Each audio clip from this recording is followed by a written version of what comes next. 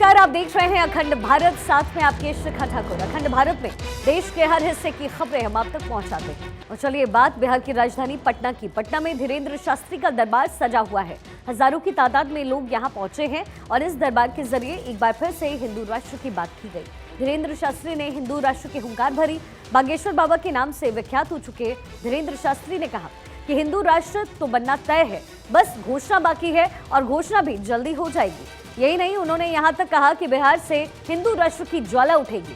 उधर बाबा के दरबार पर सियासत भी चरम पर है। जहां एक तरफ बीजेपी समर्थन में उतरी, तो वहीं लालू प्रसाद के बड़े बेटे तेज प्रताप यादव लगातार इनका विरोध कर रहे हैं। आपको एक रिपोर्ट दिखाते हैं। आचार्य सिद्धेश्वर पादुकाभ्यो नमोस्तु सीतापति पादुकाभ्याम लोकाभिरामं रणरंगधीरं राजीव नेत्रं रघुवंशनाथं कारुण्यरूपं करुणाकरन्तं श्रीरामचन्द्रं शरणं प्रपद्ये।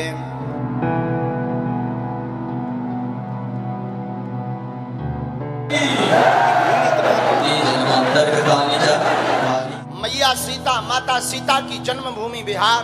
धन्य है बिहार, बिहार की यह पावन भूमि।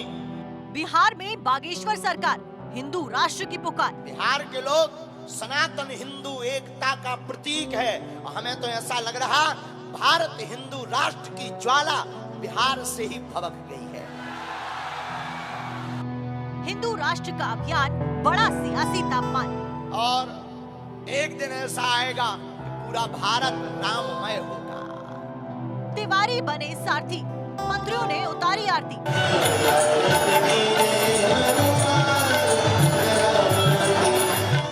देश की सियासत में इन दिनों हिंदू राष्ट्र का मुद्दा छाया हुआ है और इसमें धार देने के लिए जुटे हुए हैं बागेश्वर धाम के धीरेन्द्र शास्त्री।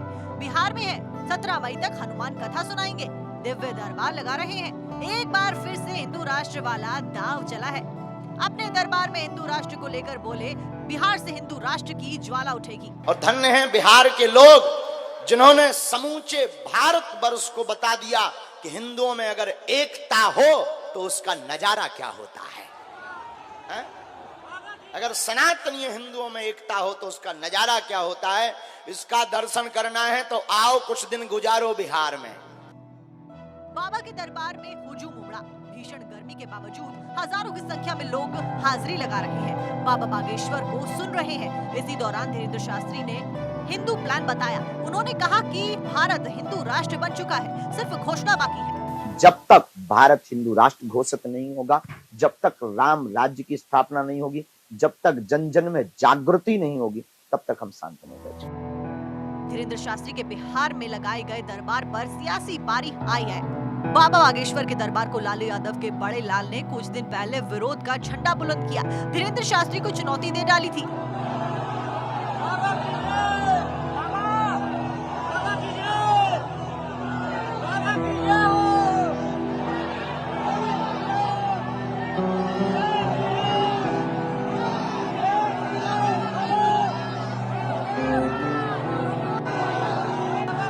वहीं हनुमान कथा के आयोजकों ने लालू यादव के दूसरे बेटे और डिप्टी सीएम तेजस्वी यादव को निमंत्रण दिया है। अरे बाल समय रवि भक्ष लियो तब तीनहु लोक भयो अंधियारो ताहि सो त्रास भयो जग कोई है संकट काहू सो जात न टारो देवन आन करी बिनती तब छाड़ दियो रवि कष्ट निवारो को नहीं जानत है जग में कपि संकट मोचन नाम तिहारो।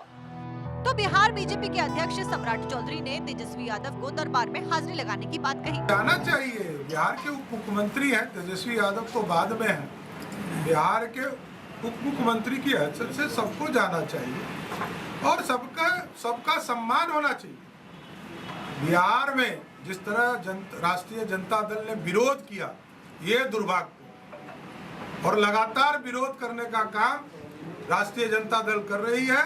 ये दुर्भाग्यपूर्ण डिसीजन होगा राष्ट्रीय जनता दल।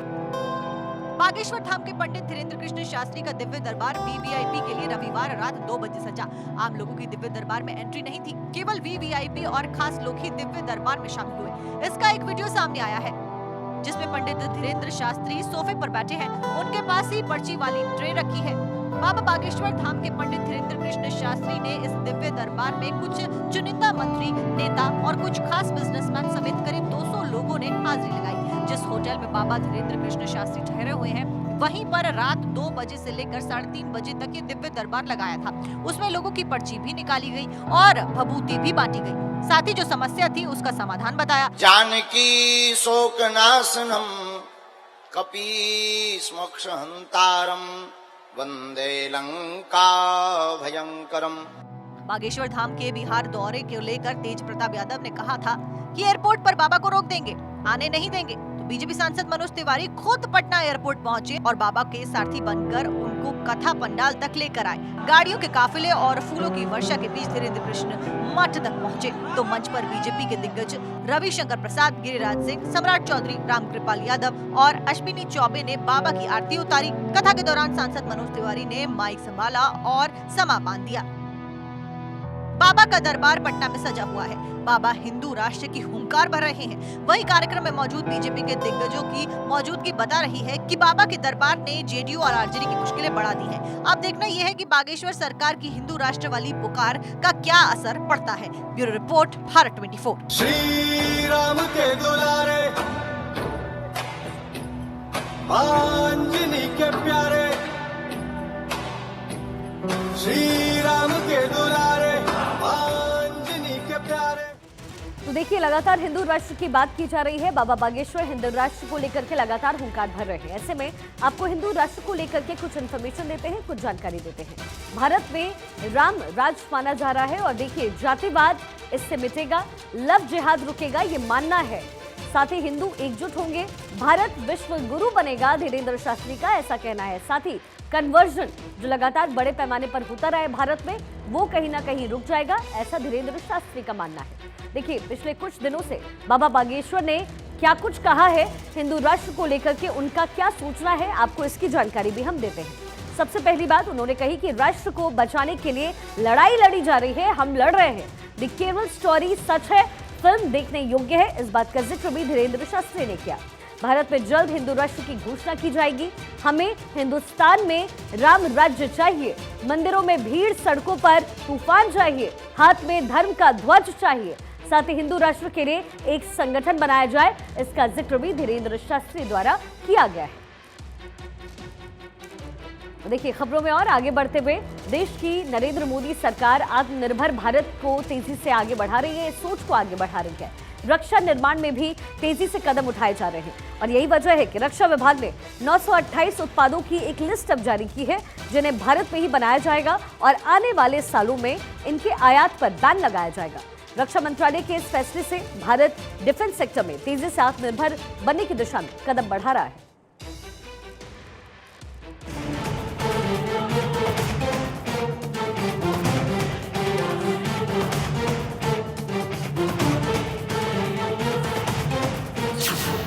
नए हथियार का दमखम, दुश्मन होगा बेदम। देसी तकनीक, स्वदेशी हथियार, आत्मनिर्भर भारत का एक और कदम। 928 डिफेंस पुर्जों के आयात पर लगेगी रोक। 2014 में नरेंद्र मोदी ने दिल्ली में सत्ता संभाली तो आत्मनिर्भर भारत की रूपरेखा तैयार की गई और इसी को लेकर रणनीति बनानी शुरू की। अब इसका परिणाम दिख रहा है। भारत कई क्षेत्रों में आत्मनिर्भर बनने की दिशा में तेजी से आगे बढ़ रहा है। सुरक्षा क्षेत्र में भी अच्छा खासा रिजल्ट दिख रहा है। मोदी सरकार ने ऐसा फैसला किया जो आने वाले दिनों में डिफेंस सेक्टर में जबरदस्त बदलाव करेगा। सुरक्षा क्षेत्र में भारत आत्मनिर्भर बनेगा। मोदी सरकार ने 928 ऐसे उपकरणों के इंपोर्ट पर बैन लगा दिया जो पहले विदेश से आते थे, अब इन्हें भारत में ही बनाया जाएगा। आत्मनिर्भरता पर भारत सरकार का जोर। राजनाथ सिंह ने PIL की चौथी लिस्ट को मंजूरी दी। इस लिस्ट में कुल 928 कंपोनेंट्स और सब सिस्टम्स शामिल हैं। केंद्र के फैसले के बाद 928 उपकरणों के इंपोर्ट पर बैन लग गया। अब इन पुर्जों को भारत में ही बनाया जाएगा। अभी इन उत्पादों के आयात पर तकरीबन 715 करोड़ रुपए खर्च होते हैं। रक्षा मंत्री राजनाथ सिंह ने इसको लेकर ट्वीट किया और बताया कि मोदी सरकार देश को आत्मनिर्भर बनाने के लिए पूरी तरीके से लगी हुई है। मोदी सरकार स्वदेशीकरण और रक्षा क्षेत्र में आत्मनिर्भरता सुनिश्चित करने के लिए प्रतिबद्ध है। इसे ध्यान में रखते हुए 928 लाइन रिप्लेसमेंट यूनिट्स उप प्रणालियों और कल पुर्जे की चौथी PIL को मंजूरी दी गई।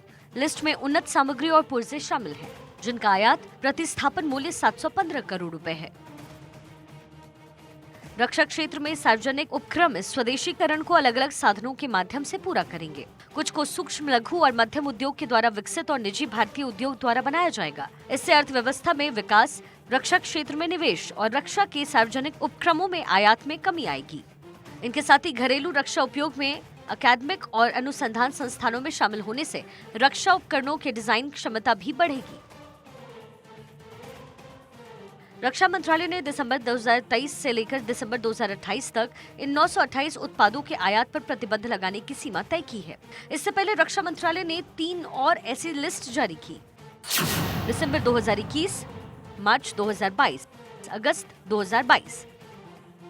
अभी तक 2500 उत्पादों का घरेलू उत्पादन शुरू हो चुका है और तय समय सीमा में ही 1238 उत्पादों का भी देश में उत्पादन शुरू करने की योजना है।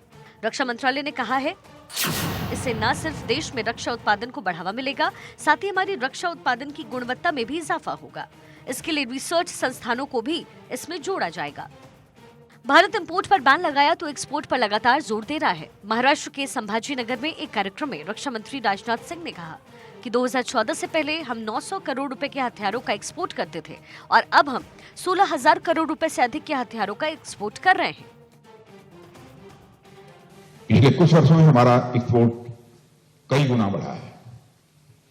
बाहर के देश हमारे डिफेंस इक्विपमेंट में इंटरेस्ट दिखा रहे हैं और हमें इस गति को और तेज करने की आवश्यकता है।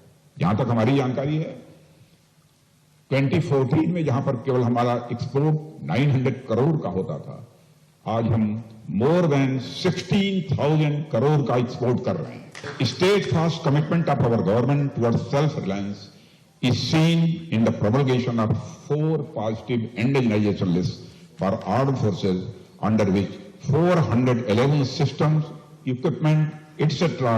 are covered. बता दें कि भारत दुनिया के सबसे बड़े हथियार खरीदारों में से एक है। अगले 5 सालों में सेना अपनी हथियार खरीद जरूरत पर तकरीबन $130 बिलियन खर्च करने की योजना बना रही है।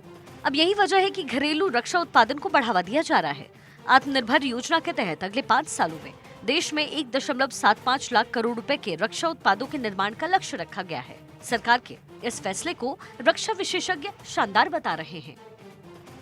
जब रक्षा मंत्रालय 928 आइटम्स की लिस्ट जारी करती है, उसका मतलब ये है कि अब भविष्य में जब भी army, navy, air force, paramilitary forces या कोस्ट गार्ड को इन आइटम्स की जरूरत होगी तो DRDO और भारत के उच्च स्तर पर जो साइंटिस्ट और इंजीनियर्स हैं वो इन लिस्ट में जो नाम दिए गए हैं उन आइटम्स को स्टडी करेगी और उनका डिजाइन, डेवलपमेंट, मैन्युफैक्चर करना सब भारत में होगा। भारत आत्मनिर्भर बनने में जुटा है। रक्षा क्षेत्र के कई सामान का निर्माण भारत कर चुका है और कईयों की तैयारी में जुटा है।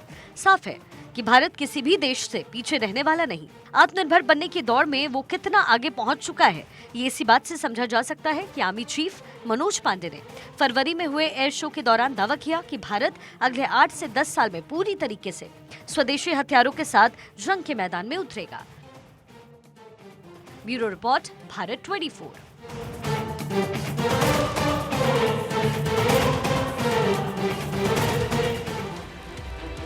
देखिए, आत्मनिर्भर बनने के साथ साथ मोदी सरकार विकसित राष्ट्र बनने पर लगातार जोर दे रही है और इसको लेकर के रक्षा मंत्री राजनाथ सिंह ने बड़ी बातें कही। उन्होंने कहा कि 2047 तक भारत विकसित राष्ट्र बन जाएगा। 10th पोजीशन पर खड़े थे, 10वें स्थान पर खड़े थे। आज हम दुनिया की टॉप 5 इकोनॉमी में आकर खड़े हो गए। बड़े माने जाने इकोनॉमिक एनालिस्ट, इकोनॉमिस्ट अब ये कहने लगे हैं, इस पॉसिबिलिटी को भी रूल आउट नहीं किया जा सकता कि 2027 आते आते भारत दुनिया की टॉप 3 इकोनॉमी में खड़ा हो जाए। और मैं तो पूरी तरह से कॉन्फिडेंट हूं कि यदि ऐसे ही हम आगे बढ़ते रहे तो 2047 आते आते इस पॉसिबिलिटी को भी रूल आउट नहीं किया जा सकता है कि भारत वर्ल्ड की टॉप इकोनॉमी बन जाए। तो रक्षा मंत्री राजनाथ सिंह ने पड़ोसी मुल्क पाकिस्तान और चीन को सख्त चेतावनी दी है। महाराष्ट्र के संभाजीनगर में राजनाथ सिंह ने कहा कि चाहे हल्दी घाटी हो या फिर गलवान घाटी, भारत के महाराणा प्रताप देश का सिर नहीं झुकने देंगे। यही नहीं, उन्होंने पाकिस्तान को लेकर के साफ साफ कहा कि जब तक पड़ोसी मुल्क आतंकवाद के लिए सुरक्षित जगह बना रहेगा तब तक बातचीत संभव ही नहीं।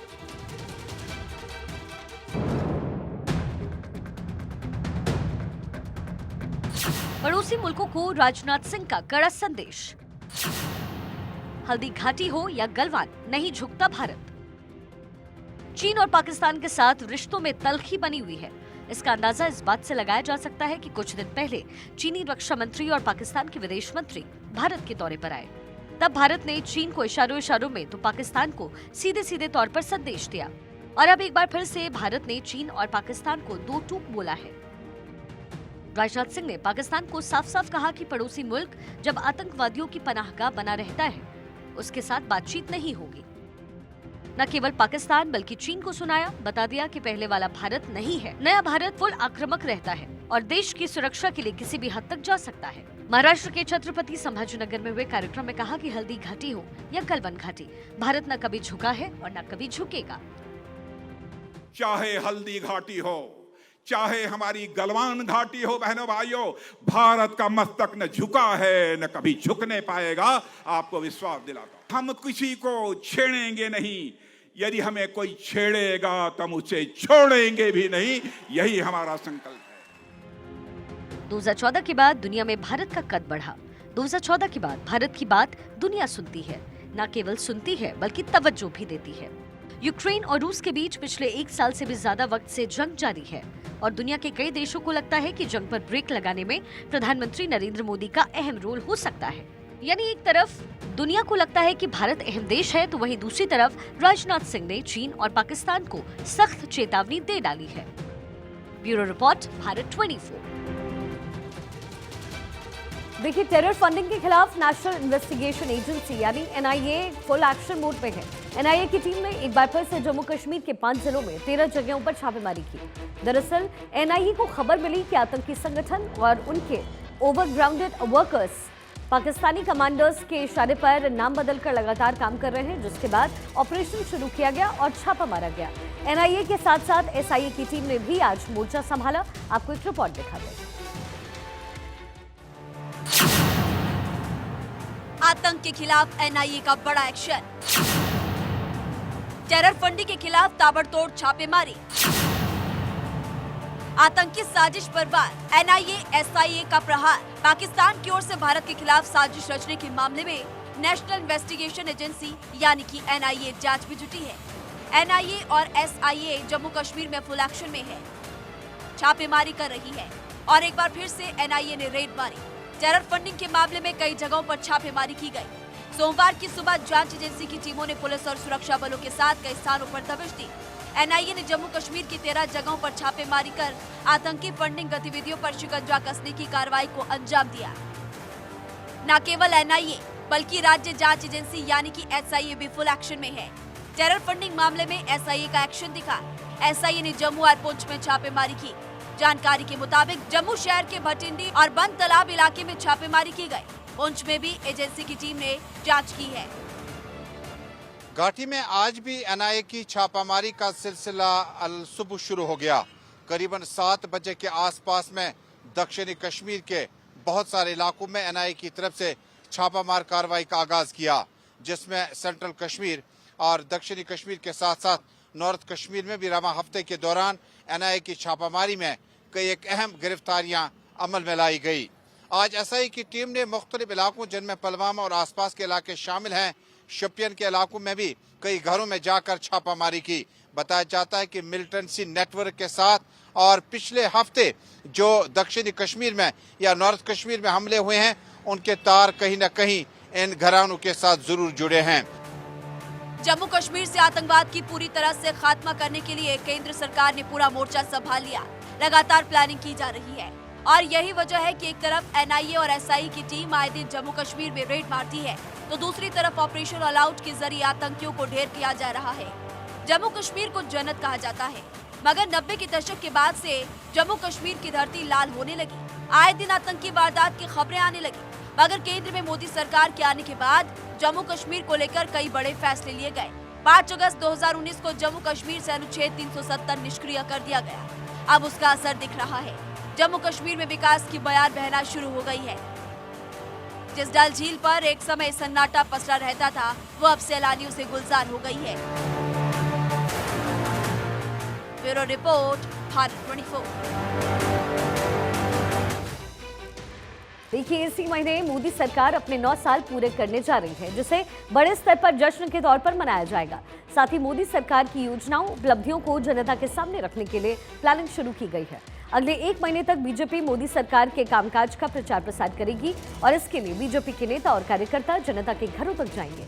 सभाएं होंगी, सम्मेलन होंगे। आपको एक रिपोर्ट के जरिए दिखाते हैं।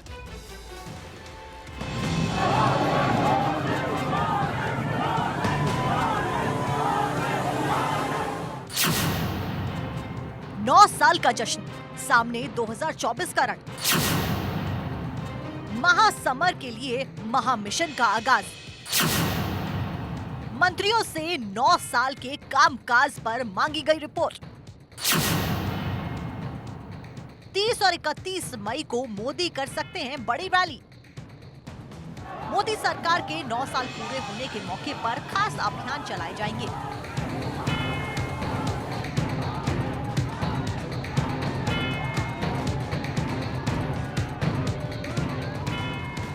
लोगों को मोदी सरकार की उपलब्धियों के बारे में बताया जाएगा। इस दौरान पूरे देश प्रेस कॉन्फ्रेंस भी की जाएंगी। मोदी सरकार के 9 साल पूरे होने के मौके पर भारतीय जनता पार्टी खास अभियान चलाने वाली है। यह अभियान विशेष संपर्क अभियान होगा, जिसकी शुरुआत प्रधानमंत्री नरेंद्र मोदी करेंगे। 30 मई को एक बड़ी रैली होगी। इसी रैली में प्रधानमंत्री नरेंद्र मोदी संपर्क अभियान की शुरुआत करेंगे। 31 मई को भी पीएम मोदी रैली करेंगे। जानकारी के मुताबिक ये रैली चुनावी राज्यों मध्य प्रदेश, राजस्थान, छत्तीसगढ़ और तेलंगाना में हो सकती है। माना जा रहा है कि भारतीय जनता पार्टी जून से ही अगले चुनाव अभियान का आगाज कर देगी। जानकारी के मुताबिक हर लोकसभा क्षेत्र में विशेष संपर्क अभियान चलाया जाएगा। ये अभियान 30 मई से शुरू होकर 1 महीने तक चलेगा और 30 जून को खत्म होगा। इसके तहत सभी जिला, मंडल, शक्ति केंद्र और बूथ पर विशेष कार्यक्रम आयोजित होंगे और मोदी सरकार की नीतियों और उपलब्धियों को जनता तक पहुँचाया जाएगा। अभियान में बीजेपी के 51 वरिष्ठ नेताओं को भी शामिल किया गया है, जो पूरे देश में 51 रैली करेंगे। इसके अलावा 396 लोकसभा सीटों पर भी रैली कराने की योजना है, जिसमें केंद्रीय मंत्री या राष्ट्रीय पदाधिकारी का मौजूद रहना जरूरी है। 2024 के लिए पार्टी हमेशा तैयार है। हर स्थिति से मतलब आदरणीय प्रधानमंत्री जी की गरीब कल्याण योजनाएं, उत्तर प्रदेश के law and order, Uttar Pradesh की योजनाओं को लेकर जनता के बीच में हम हैं और लगातार जनता के संपर्क में रहते हैं। 2024 में 2014 की तरह रिजल्ट आएगा और देश में तीसरी बार आदरणीय प्रधानमंत्री नरेंद्र मोदी जी की सरकार बनेगी। 2014 से 2023 तक के बीच में मोदी सरकार की उपलब्धियों को जनता को बताया जाएगा। इसके तहत देश के 1 लाख परिवारों से संपर्क करने की योजना है। इस अभियान में नेता प्रतिपक्ष, प्रदेश अध्यक्ष और पार्टी के अन्य वरिष्ठ सदस्य शामिल होंगे। प्रदेश के प्रभावशाली व्यक्तियों जैसे खिलाड़ी, कलाकार, उद्योगपति, शहीद और अन्य प्रसिद्ध परिवारों से संपर्क साधा जाएगा। 29 मई को पूरे देश में प्रेस कॉन्फ्रेंस। मुख्यमंत्री, प्रदेश अध्यक्ष, केंद्रीय मंत्री करेंगे press conference. Social media influencers के साथ भी होगा संवाद। 22 जून तक हर लोकसभा क्षेत्र में होगी प्रेस कॉन्फ्रेंस। व्यापारी सम्मेलन, प्रबुद्ध सम्मेलन, विकास तीर्थ कार्यक्रम होंगे। योग दिवस पर आयोजित होंगे कार्यक्रम। हर विधानसभा स्तर पर भी होंगे कार्यक्रम। सभी मोर्चों का होगा संयुक्त सम्मेलन। 23 जून को 10 लाख बूथों के कार्यकर्ताओं से संवाद करेंगे मोदी। 20 से 30 जून तक घर घर महासंपर्क अभियान। सांसदों, विधायकों, मंत्रियों को मिलेगी जिम्मेदारी। घर घर संपर्क के लिए लोकसभा स्तर पर 2 सदस्यों की टोली के साथ ही अन्य नेताओं को भी शामिल होने को कहा गया है। मोदी सरकार की 9 वर्षों की उपलब्धियों को जनता से साझा किया जाएगा और प्रचार सामग्री वितरित होगी। लोगों से मिस्ड कॉल भी कराई जाएगी। देशवासियों को मोदी सरकार की विभिन्न योजनाओं के लाभ के बारे में बताने के लिए बड़े पैमाने पर कार्यक्रम चलाया जाएगा। पूरे देश में चलाए जाने वाले इस अभियान की जिम्मेदारी अभियान समिति की होगी। केंद्रीय मंत्री, पूर्व मंत्री, राष्ट्रीय उपाध्यक्ष, राष्ट्रीय महामंत्री, राष्ट्रीय पदाधिकारी, सदस्य एवं वरिष्ठ नेताओं की 2-2 सदस्यीय टोली बनाई गई है। साथ ही केंद्रीय, प्रदेश, जिला एवं मंडल स्तर पर सदस्यों की समितियां गठित की जाएंगी। 12 से 13 मई तक इनकी जानकारी भेजना अनिवार्य है। इन समितियों में सोशल मीडिया, IT और मीडिया प्रभारी को रखना भी अनिवार्य है। बीजेपी ने राज्य इकाइयों से मीडिया संपादकों, सोशल मीडिया इन्फ्लुएंसर्स और वरिष्ठ परिवारों की जानकारी भी तय फॉर्मेट में मांगी है। Bureau report, Bharat 24।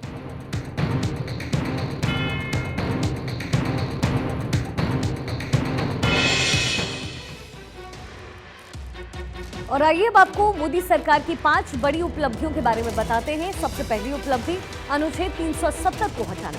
PM Modi अपनी सरकार की कश्मीर नीति के साथ काफी आगे रहे थे। 5 अगस्त 2019 को नरेंद्र मोदी सरकार ने धारा 370 को खत्म कर इतिहास को पूरी तरीके से बदल दिया। आर्टिकल 370 ने जम्मू कश्मीर को विशेष दर्जा दिया। इसे रद्द कर राज्य को 2 केंद्र शासित प्रदेशों यानी जम्मू कश्मीर और लद्दाख में बांट दिया गया। इस फैसले से पहले लोगों के लिए राज्य में संपत्ति खरीदने का मार्ग भी खुल गया।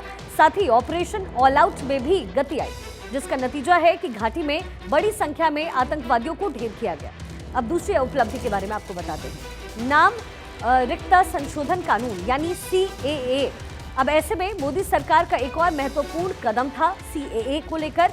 इस अधिनियम का उद्देश्य 3 देशों अफगानिस्तान, बांग्लादेश और पाकिस्तान से उत्पीड़ित अल्पसंख्यकों यानी हिंदू, सिख, पारसी, ईसाई, बौद्ध और जैन समुदाय के लोगों को नागरिकता प्रदान करना है, जो बिना किसी दस्तावेज के 31 दिसंबर 2014 से पहले भारत में प्रवेश कर गए थे।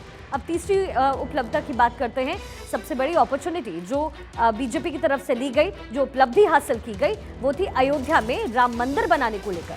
अयोध्या में राम मंदिर बीजेपी के राजनीतिक सफर के दौरान ये एक सबसे बड़ा मुद्दा रहा। पार्टी ने इसका वादा किया और धैर्य और दृढ़ संकल्प के साथ हासिल करने की योजना बनाई। अयोध्या में राम मंदिर बनाने का वादा हमेशा बीजेपी के चुनावी घोषणा पत्र में शामिल रहा। अब ये पूरी होने की राह पर है। अगस्त 2020 में राम मंदिर के निर्माण का शिलान्यास नरेंद्र मोदी ने खुद अपने हाथों किया और इसके निर्माण की देखरेख करने वाले ट्रस्ट का कहना है कि मंदिर निर्माण का पहला चरण दिसंबर 2023 तक पूरा हो जाएगा। अगर सब कुछ योजना के अनुसार होता है तो मंदिर का उद्घाटन जनवरी 2024 में हो जाएगा। अब चौथी बड़ी उपलब्धि, GST लागू करना। दरअसल मोदी सरकार द्वारा शुरू किए गए वन नेशन वन टैक्स को भारत में अब तक का सबसे बड़ा कर सुधार बताया गया।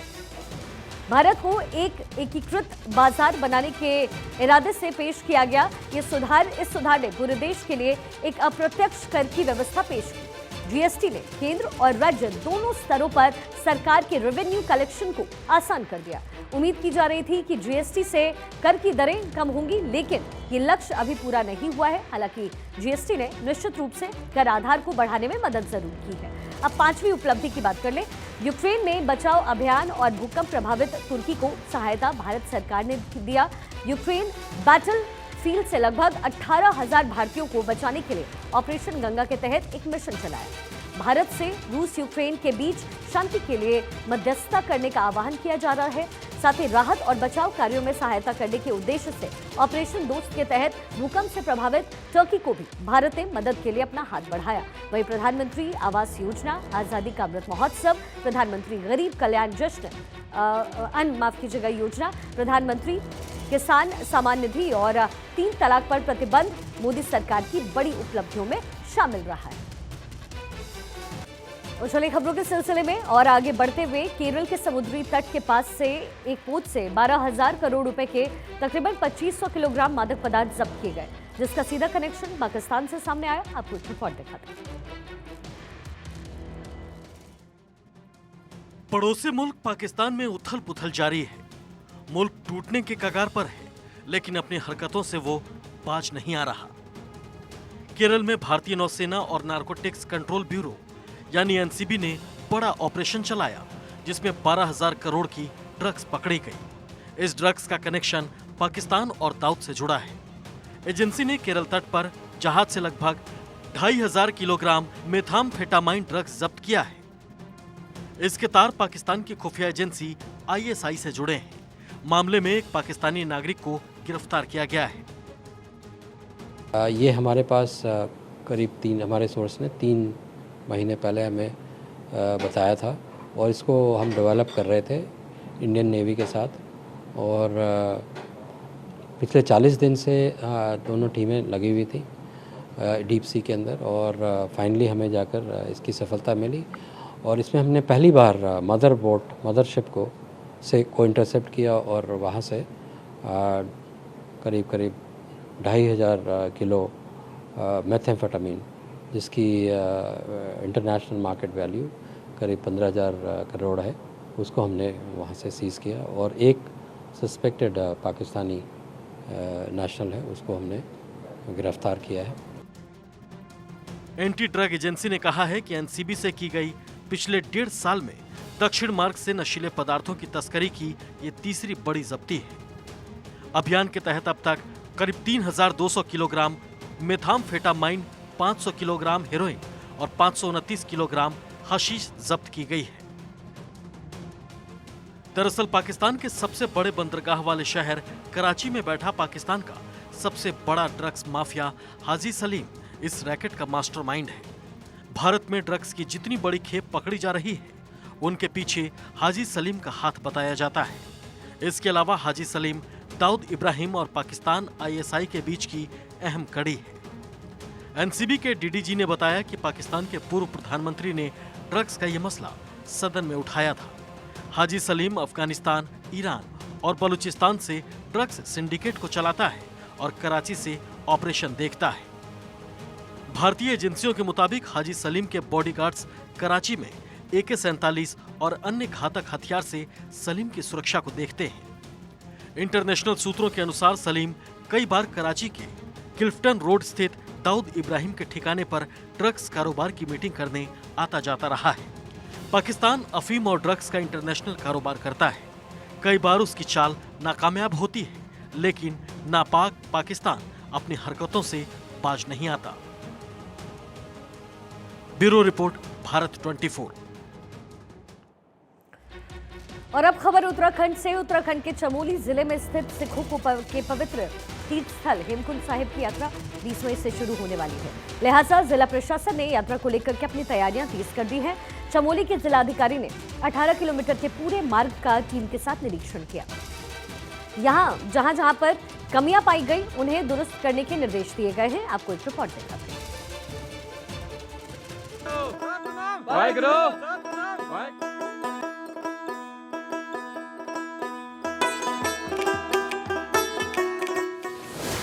बर्फ की आगोश में हेमकुंड साहिब, चारों तरफ जमी है बर्फ की सफेद चादर। बर्फ हटाने का काम युद्ध स्तर पर जारी। रास्ता बनाने में जुटे हैं सेना के जवान। उत्तराखंड की चारधाम यात्रा शुरू होने के बाद अब श्री हेमकुंड साहिब के कपाट खुलने की शुभ घड़ी धीरे धीरे नजदीक आ रही है। सिखों के पवित्र धामों में से एक हेमकुंड साहिब के कपाट इस साल 20 मई को खुलेंगे, जबकि 17 मई को ऋषिकेश के सिख श्रद्धालुओं का पहला जत्था रवाना होगा। 10 किलोमीटर के ट्रैक पर भ्यूंडार गांव में 165 मीटर लंबा पुल बनकर तैयार हो चुका है। दोनों तरफ का मार्ग भी तैयार कर दिया गया है। पुलना से गोविंद धाम तक के ट्रैक पर 10 रेन शेल्टर शेड बेंच लगाकर यात्रियों के बैठने की व्यवस्था की गई है। पुलना गांव में टैक्सी चालकों के लिए 2 अलग अलग पार्किंग का निर्माण भी किया गया है। हेमकुंड साहिब की यात्रा शुरू होने से पहले जिलाधिकारी हिमांशु खुराना ने गोविंद घाट गुरुद्वारा से हेमकुंड साहिब तक 18 किलोमीटर पैदल यात्रा मार्ग का निरीक्षण कर व्यवस्थाओं का जायजा लिया। उन्होंने संबंधित अधिकारियों को निर्देश दिया कि यात्रा शुरू होने से पहले सभी व्यवस्थाओं को सुचारू किया जाए। श्री हेमकुंड साहिब गुरुद्वारा में अभी 8 फीट बर्फ जमा है। यहाँ लक्ष्मण मंदिर और हेमकुंड सरोवर भी पूरी तरह बर्फ से ढका हुआ है। इको विकास समिति को सुलभ शौचालयों में बिजली, पानी सहित यात्रा मार्ग पर साफ सफाई की समुचित व्यवस्था करने के निर्देश दिए गए। उन्होंने कहा कि घोड़े खच्चरों के लिए गर्म पानी की व्यवस्था की जाए। पुलिस विभाग को यात्रा के दौरान सुरक्षा के पुख्ता इंतजाम करने के आदेश दिए गए हैं।